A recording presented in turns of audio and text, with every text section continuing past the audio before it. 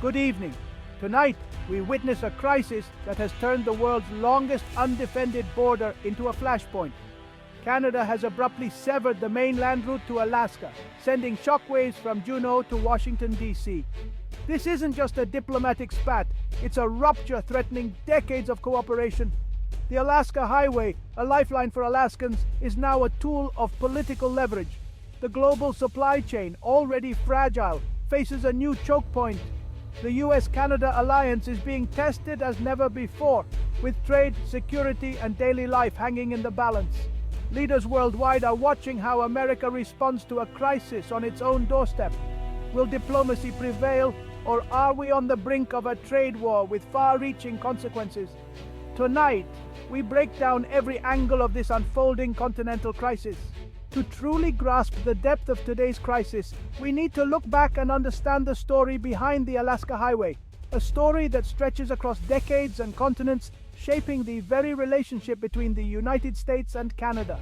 The origins of the Alaska Highway are rooted in a time of global uncertainty and fear.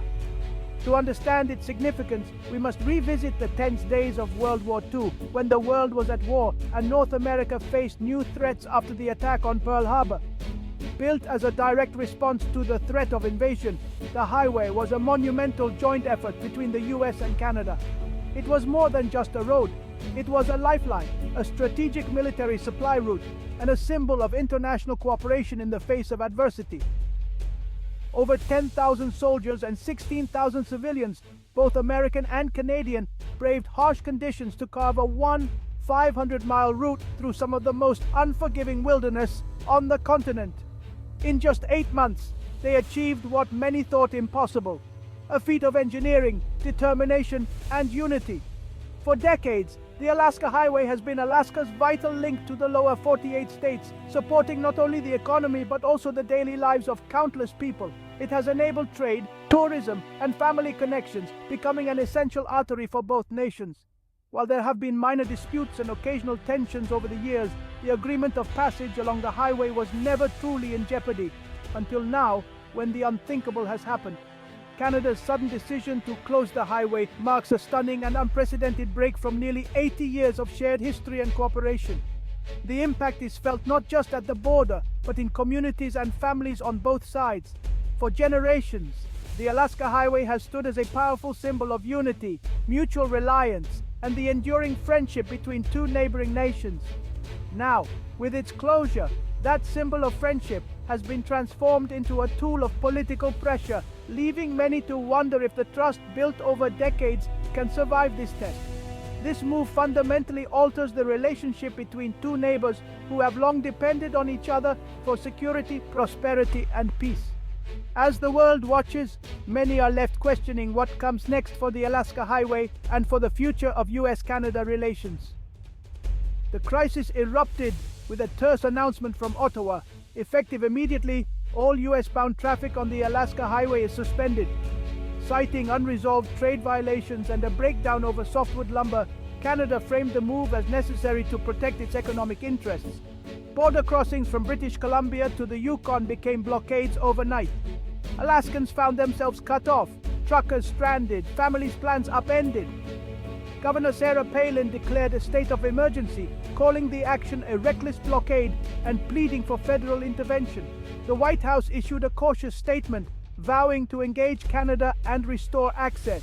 But the measured response was quickly overshadowed by a far more dramatic voice preparing to enter the fray.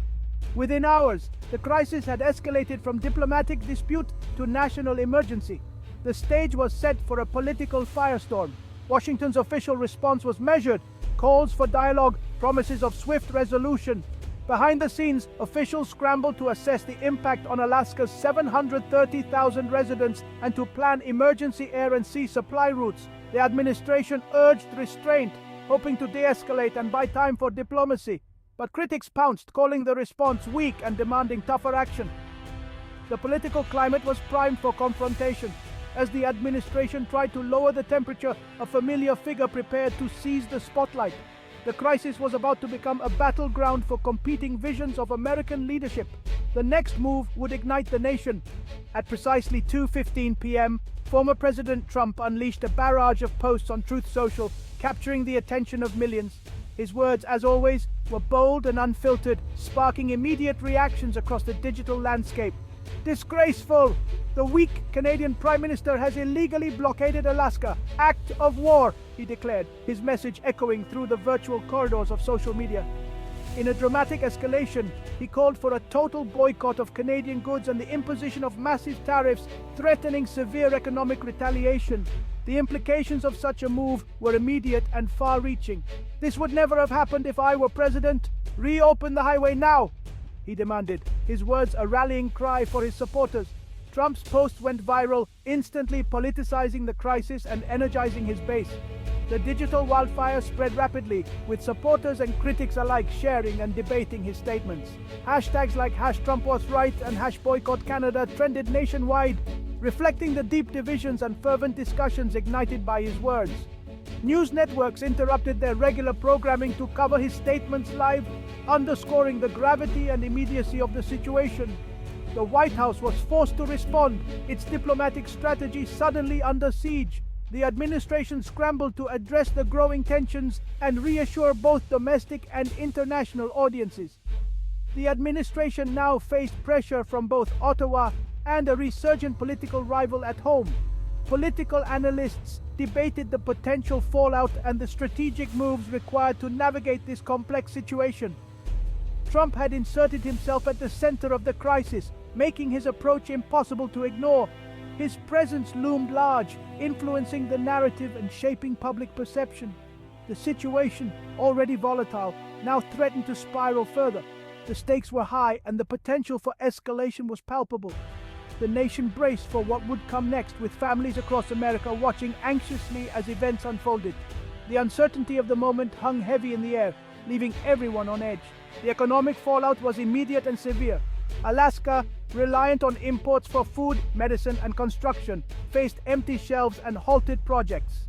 The construction industry ground to a halt, threatening thousands of jobs. Tourism collapsed as travelers cancelled plans, devastating small businesses.